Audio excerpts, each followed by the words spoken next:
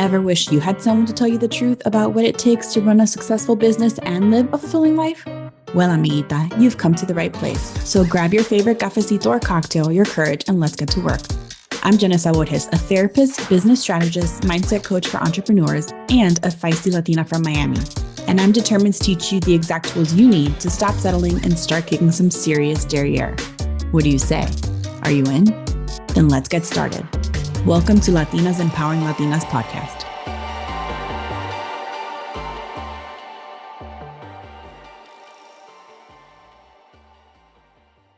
Okay, Jen, we've talked extensively about websites, hosting, domains thoroughly. We started sprinkling in a little bit of SEO, but I want to dedicate this complete portion to SEO, what it is and how it works.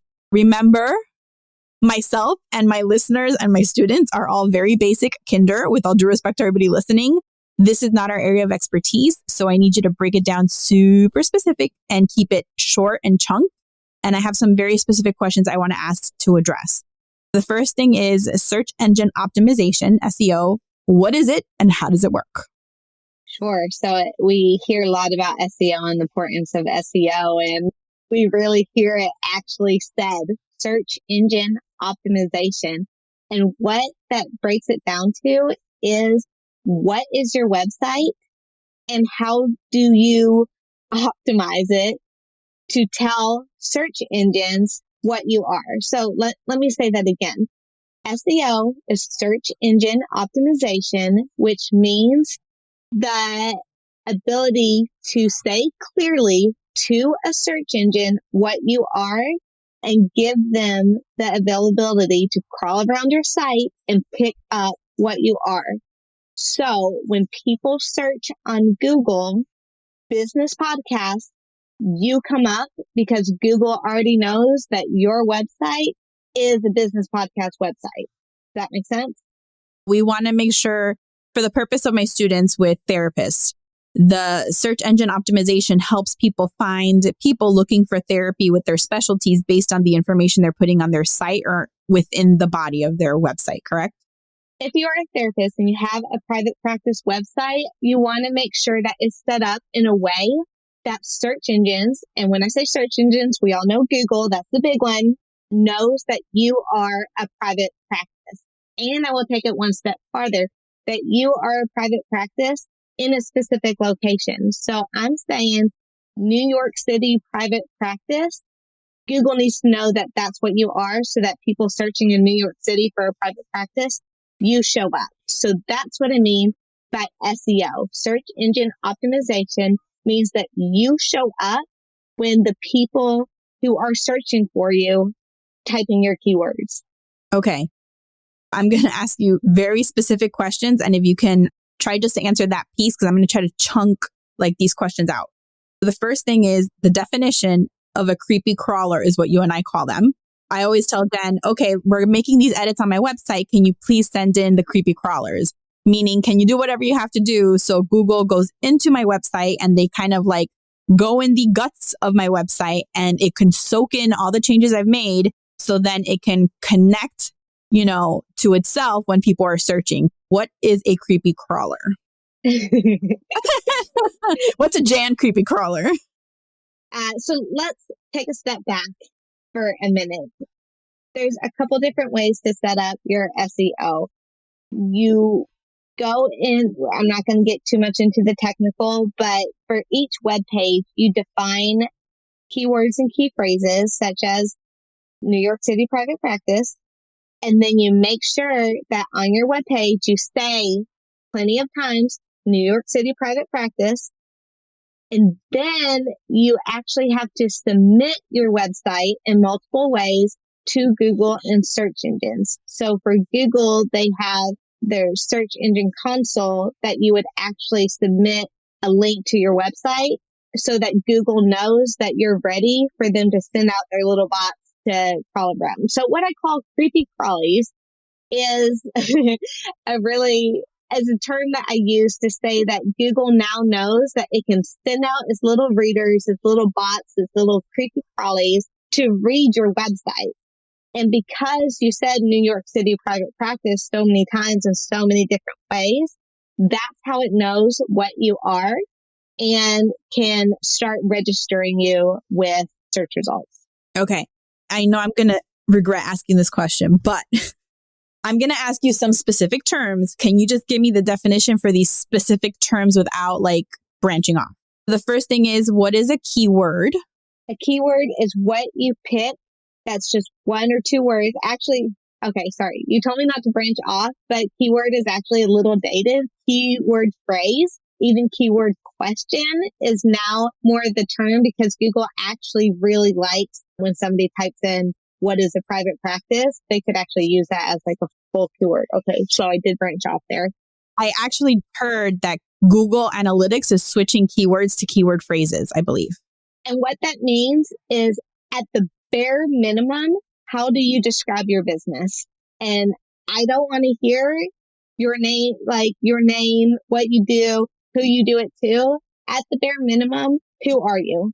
And you are a private practice for couples. You are a private practice for individual therapy. And so you take that whole phrase and apply it to what you are. So you really got to think about the simplest terms of describing who you are.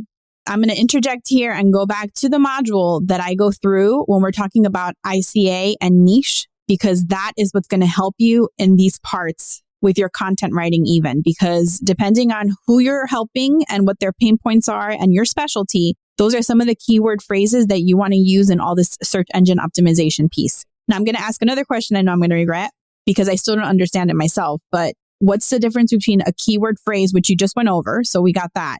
What's a meta title? Meta titles and meta descriptions. Okay. Meta titles and meta descriptions are on the back end of your website, what you are calling the page, the web page. We just talked about your keyword phrase, what your website or web page is about. Now, each page can get a meta title. It's like naming your book. You're naming each web page. So your homepage would probably be kind of the name of your practice. Your about page would be about the name of your practice. But then you get into other pages and blog posts that really nail some good SEO. So if you are in private practice for couples therapy, you might have a blog post on, do you need couples therapy as a couple? And you can actually name the webpage, do you need couples therapy? And so when somebody actually searches, do I need couples therapy? Something like that could be triggered to bring your blog post up. So when nothing else on your website is coming up, this blog post would come up and boost your SEO. So to recap, because I know that was a lot, meta title is naming each web page. Meta description is describing each web page. Keyword phrase is at the bare minimum, picking words that describe that web page and then repeating it over and over and over in your title, in your description, and on the actual content of the web page. You pick the keyword, New York City private practice. So the title of your web page is New York City private practice for couples. And then your description is, we are a New York City private practice for couples who go through all these techniques to help you build communication in your relationship. So you see that each one gets longer and longer, but you're still using the same phrase. And then I want to point out that just because somebody's creating a website for you doesn't mean that they're setting up your SEO. Those are two separate services.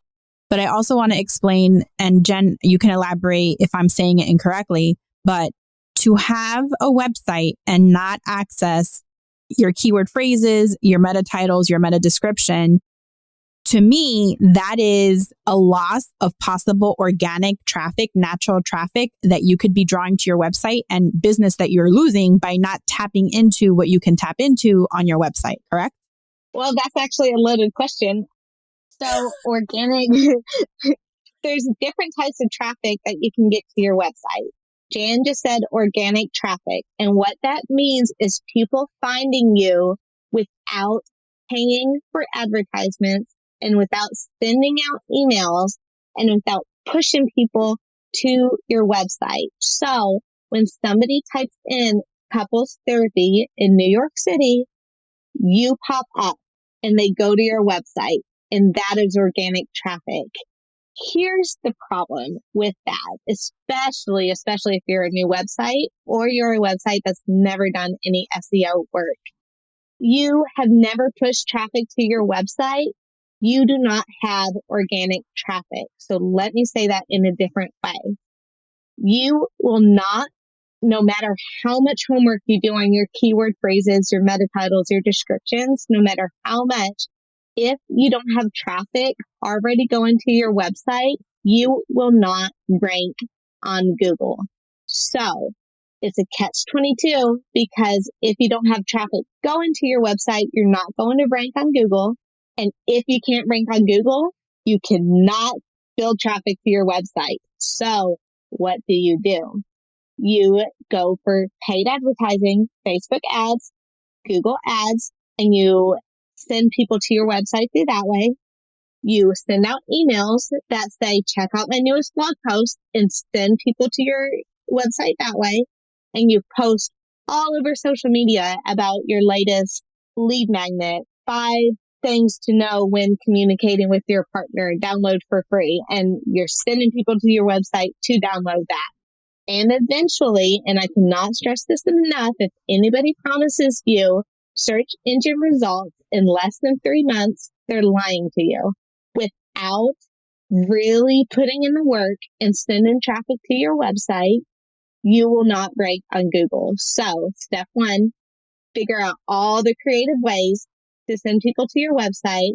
Be ready for when people start going to your website for Google to be like, oh, something's happening on this website. Here go the creepy crawlies. And then when they see that kind of boost in activity and they look at all your keywords that you have set up, at that point, you will start ranking on Google because you have movement and things is happening. But I cannot stress enough, you can't just put up a website, not do the work, and expect to get search engine results. You will not. And if anybody tells you that you will, they are trying to take your money. We talked about, and I know you're transitioning into paid and organic traffic. Again, a slippery slope I'm going to go into here, but I think I'm going to try to define it and jump in if I'm saying it wrong.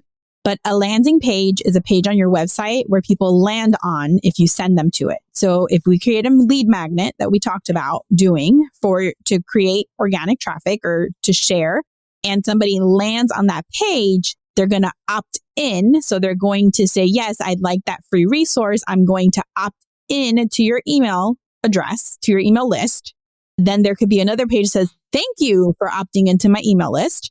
All of that can help you boost traffic if people are coming to your page and opting in, as well as a blog. So other than paid, Jen, would you say that lead magnets like opt-ins and blogs are most popular for traffic when you're starting off, or what other types of traffic generation? Simple, basic, quiz is more in depth. We're actually starting to work on that ourselves for my website now. I find that it's more cumbersome, more detailed, and like more of an advanced task.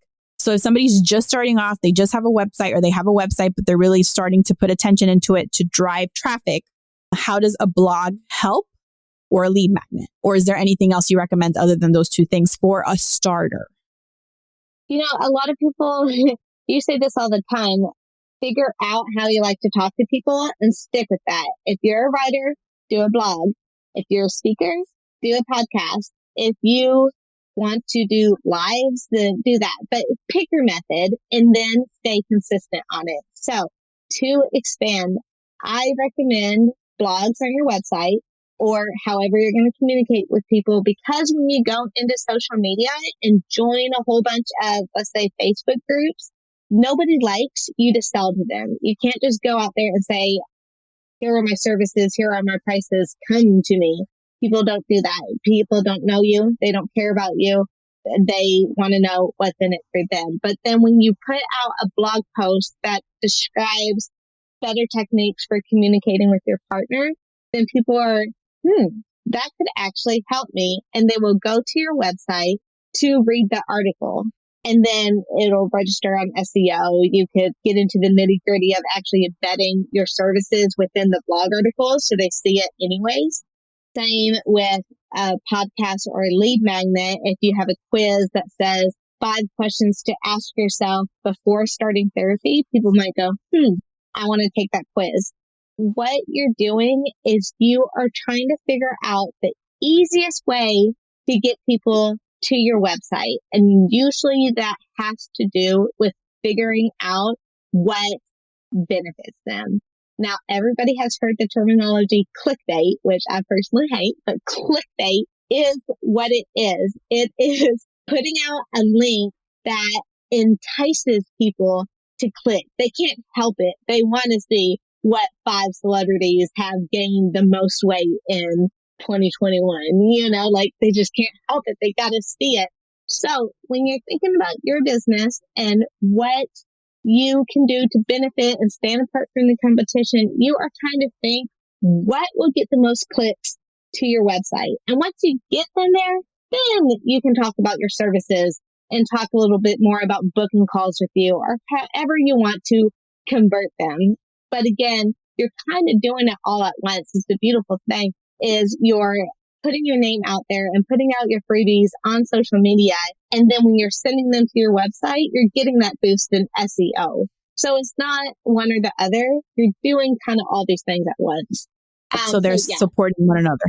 Okay. Right. I like that explanation.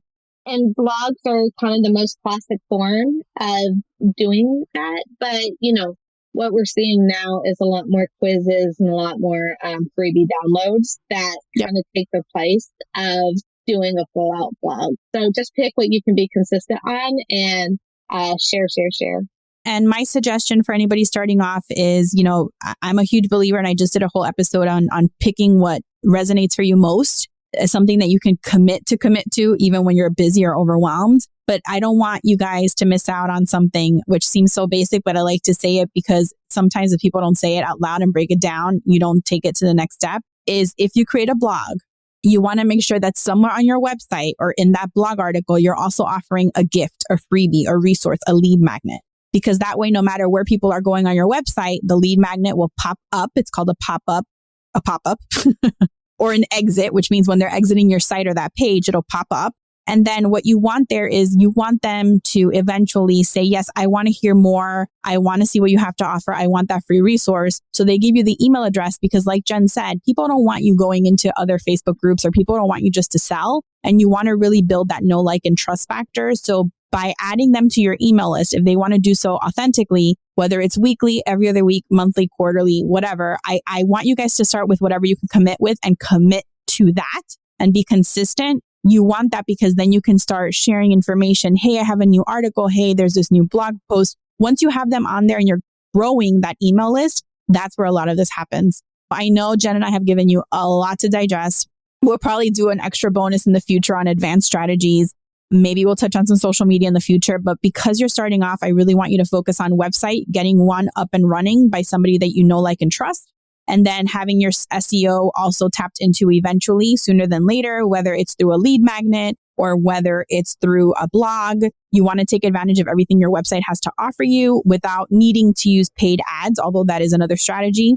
But again, I know you're just starting off and you might be tight on finances. So I want you to be able to use what you can use to the best of your ability. And again, make sure to go to Jen's website. I'll make sure to put it underneath the audio. It's jenniferwaldsmith.com for your website and setting that up. And again, she's created 2 incredible packages for our students. One is a basic starter and one is a little bit more in depth that also has you hosting, whether it's a lead magnet or a blog, I believe. And that may be changing in the future whenever you hear this. So make sure to go to the website for that information. And then if you do feel like you want some social media or to set up your email list or email and start converting these people, meaning you're turning them and converting them into people that are interested in learning about you, to people that are actually your paying customers, and you want to set up that email, Jen's team at themomempire.com can also help you with that.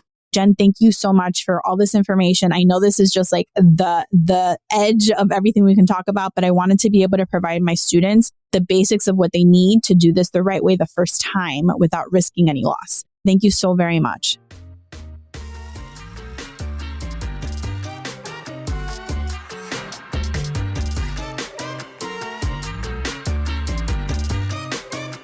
Thank you so much for joining me today. I am so excited you tuned in. The best way to find out the second a new episode is released and receive all the valuable tools and actionable steps I share is to subscribe to the podcast, so make sure you do that. Sending you so much love until next time. Bye.